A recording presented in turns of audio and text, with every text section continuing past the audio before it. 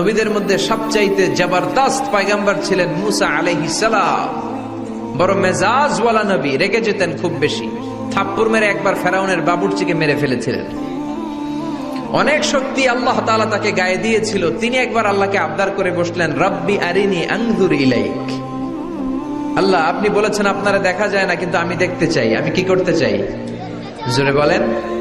আল্লাহ বললেন, লান তারানি, never you can see me, never you can see me. তুমি আমাকে দেখতে পাবে না, কারণ আমাকে দেখা যায় না।